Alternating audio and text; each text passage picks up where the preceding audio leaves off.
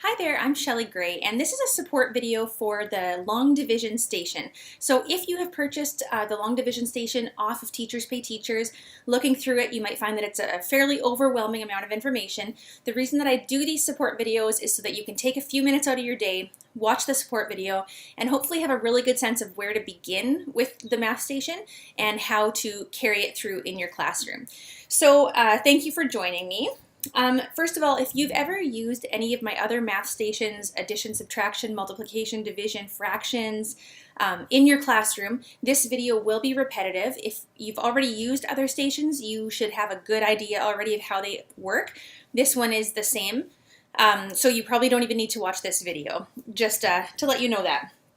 First of all, if you haven't used any math stations, I just wanted to share the backstory of how they came about. So my very first year teaching, I was teaching a grade 3 and 4 classroom, starting with the multiplication unit, and I was trying to figure out how I was going to manage teaching to all the different ability levels in my classroom. So some already had a good idea of how to multiply, some had no idea at all how to multiply. So I came up with this system where I took a box and put different activities in, kind of made levels, and had students work through the levels at their own pace. And unbelievably, the kids were so motivated. They were begging me to work on the multiplication box, that's what I called it at that time, all the time. Like I say, they begged me to do it. They enjoyed the activities. They were unbelievably motivated. So over the years, I refined this system, changed it a lot. Came out with the multiplication station, which you now find on Teachers Pay Teachers a few years back, had many requests for stations for the other operations. So the long division station is actually the final station in my basic operations series of math stations. So if you're teaching long division, I hope you see great success with this station. So first of all, why are the stations so engaging? Well, the main reason is because they integrate the basic principles of student engagement. So to you, it might just look like a box full of activity sheets. To students, it's much more than that. So these math stations integrate power, fun, freedom, and choice, which are really important for student engagement. Kids move at their own pace through the station, so they are always appropriately challenged and working to their full potential. Now, the big goals. So you might think of the big goal of the long division station is simply to learn long division. And of course, that is one of the goals. But there are other big goals as well. So one of the biggest ones that I consider is confidence. We have so many students in our classrooms who are not confident when it comes to math. Usually, I have found that a lack of confidence in math is simply maybe based on a fear or a belief that they're not good at math, or just lack of success. So this station is going to allow all of your students to experience some level of success. That's what makes it quite motivating for them. That's a big goal, is just a confidence boost when it comes to math, feeling successful, feeling smart. Another big goal is just excitement. We want our kids to be excited about math. So this is going to, again, because of those basic principles of student engagement, this is going to allow your kids to experience excitement when it comes to math. Now, another big goal is success for all of your students. So we know that in a typical classroom, we have some students at the low end, some at the high end, and then a lot in the middle. It's really hard to teach to all these different abilities and to know that you're doing a good job of teaching to every single ability level in your classroom. The self-paced, student-centered stations allow you to do that because every student is working at a different level, and it's a level that is just right for them. Now, this will allow you, of course, to differentiate to all those different students in your classroom. You might even have some students working on a long division station as enrichment. Maybe the other part of your class, maybe most of your class is working just on the original division station, and then you're using this to enrich some of your higher students. So it does allow for a lot of differentiation in your classroom. So how does it work? Well, in the long division station, there are 9 levels altogether. It starts with some basic division review, relating multiplication to division, repeated subtraction, we cover remainders, and then we get into more long division concepts. So it starts with a very mental math-based approach, which I think is really important for your students. We start with the box or the area model, some teachers call it, and move into one of the most important mental math strategies for division, which is called partial quotients. And then, if your students are ready for it, I do include levels with more traditional approaches to long division, and also a grid method, which is a nice introduction to traditional long division. So what you're going to need to set this up is a box. I buy these plastic boxes with lids from Walmart. They're about $15 a piece. Inside the box, you are going to need a bunch of file folders. Now in this particular station, I used hanging file folders. However, you don't need the hanging style. You can use just regular file folders. I like to alternate colors for my different levels. If you can see the different colors there, I just find it makes it a little bit more visual for the students. But again, you don't have to. You can just use the regular beige file folders as well, and that'll work just fine. Now each file folder is labeled with the activity number. So this one is labeled 1A and 1B. That means inside it, it has the activity sheets that are also labeled 1A and 1B. And then this file folder also includes the answer keys. Your students are going to be self-checking their own work, which means no marking for you. So then we also have the laminated answer keys for 1A and 1B. That all stays inside the folder. Your students will work through the activities in one folder. They'll self-check as they go, and then they move on to the next folder. Now when they are done a level, so for instance level 1, when they're done level 1 and they've practiced and they feel ready and confident with that strategy, they will come to you for a test. Now this is a very, very informal test. It's an oral assessment that you will do with them. It will take 1 to 3 minutes at most. I've included these assessment task cards for you. You can keep these on a ring, and you just flip to the level that the student needs the assessment on. There's 3 task cards for every level. That should give you a really good snapshot of if the student knows the strategy from that level or not. Now, once the student has done the level, come to you for the test, and you're happy with his or her progress, he moves on to the next level and just keeps working through the station exactly like that through all 9 levels. Now, after about a week, you are going to find your role in the classroom really moving from a role of teacher to more a role of facilitator. So you'll find as your students work through these activities, the entire process becomes very student run. They know exactly what they should be doing at all times, and you really will be more of a guide than anything. Now you will want to make sure that you are providing mini lessons as needed. Some of the long division concepts are pretty hard, so if they do need some help, of course you'll need to be there to provide that help as they move into a new level, but mostly it's very student run.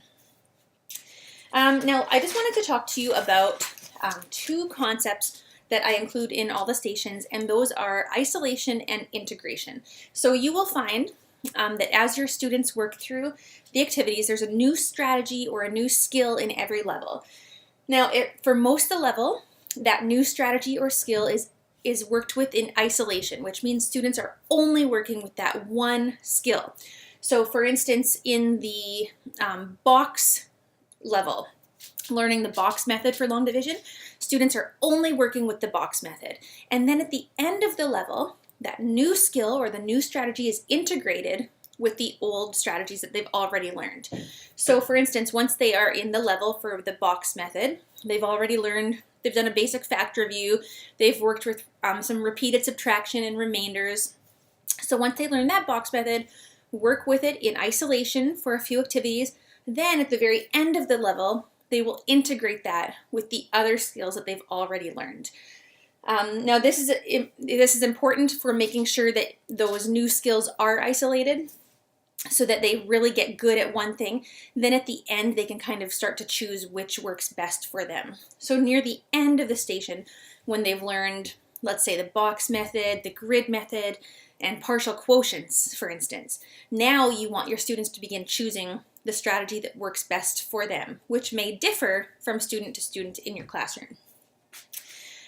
So I get a lot of questions regarding my other stations, teachers asking if students already are pretty comfortable with the first few concepts that are taught, can they start at level 3 or level 4? My typical answer is no. I like to see all students start at the very beginning. The reason being is that all of my stations start out fairly simple and they increase in difficulty. Now, I find those first few levels really important as a confidence builder. All of your students, this station, for example, starts out with just basic division facts. So as long as they know their basic division facts, they're going to find level 1 and probably level 2 fairly simple. This is a good thing because it builds confidence, because soon enough they are going to be moving into really tough concepts, and that confidence boost that they got at the beginning will come in pretty handy and allow them to be ready for a new challenge near the middle to end of the station. Let's talk about assessment. So throughout the station, you're going to be assessing in 2 different ways. You're going to be assessing informally and formally. So the informal assessment is going to happen all the time during your classroom as you circulate, as you talk to students, question them about what they're learning. This is the assessment that is happening all the time in your classroom and that really drives your instruction. So this will help you figure out if you need to maybe pull 4 or 5 of your students and work with them individually or as a small group on a particular concept. Or this is going to be the assessment that maybe tells you near the end of the station, this student shouldn't be moving on to traditional long division. This student just needs to stay with the partial quotient strategy and just use that. So your informal assessment is really the most important. Your formal assessment is what I touched on earlier. That is what you can use these assessment task cards for, and that is the assessment that you're doing at the end of a level. So when a student is done a level, he or she just comes to you, says, I'm done the level, ready for my test, and you just do a quick 1, 2, 3 minute test with that student, make sure you're happy with their progress, see where they're at, and then they move along to the next level. Let's talk about assembly of the station. So I've already touched on what you need to do for the box. You're going to get your box. You're going to get your file folders. For this particular station, you need around 35 folders. You're going to label the folders, print out the activities, and place them in the folders. Now, this will take you a couple hours at the beginning. It is, a fairly big job to get your station ready. Now, some teachers ask if they can just start getting it ready, do the first few levels, and then kind of do the rest later on, get their students going with it and do the rest later on. I always encourage teachers to take 2-3 hours at the beginning, maybe a little bit more than that, and just get this station done, get it completely set up. Then you don't have to worry about, having students that have finished already all the activities that you've prepared, and now you're quickly trying to prepare so that student has more to do. It is a bit of a time commitment at the beginning, but once you have it done, it is done. It's completely assembled, and now it'll just run on its own for, a couple months most likely, depending on how much you use it in your classroom. So I do encourage you just to take the time at the beginning, get it done, and introduce it to your students, and now it's basically maintenance free for the next 2 months. Let's talk about introducing the station. So when you introduce the math station in your classroom, this is if you haven't already used my other math stations. If you have, your students are going to be pretty comfortable with this, and you probably don't need to do much of an introduction process because they've already used this approach before. However, if this is your first math station, my personal preference is to introduce the station in small groups. So I like to have groups of 4 or 5 students, get together with them and show them exactly how this works. Show them the order of the activities. Let them touch the folders, experience the station, so that when they are ready to do this independently, they know exactly what they should be doing. I find that outlining your expectations at the beginning pays off in leaps and bounds later on. Now, expectations, I find higher expectations work well with this station. So my personal expectations for this station is that the activity sheets stay paper clipped all the time. They are in the folder in front of the answer keys. The answer keys are in order A comes before B, so this is the order that they stay in. Now, when I work with my students in small groups to introduce the station, I actually get them to practice taking a paper clip and putting it on the papers and taking it off, because chances are a lot of your students have never worked with that before. So just be proactive in how they are going to be managing the station later on. One other little tip, I like to get my students to take the entire folder out of the bin and get their activity and then put the entire folder back in. And same thing when they're putting the answer keys back in, I like to get them to actually take out the folder, replace the answer keys, and then put the folder back in. I do find that this helps make sure that sheets aren't getting stuck into the wrong folders or answer keys or what have you. As I mentioned before, if you teach your students exactly what you expect out of the station at the very beginning, students will be able to maintain it on their own. The last thing that you need to be doing at the end of every day is going and reorganizing this station. It's not necessary.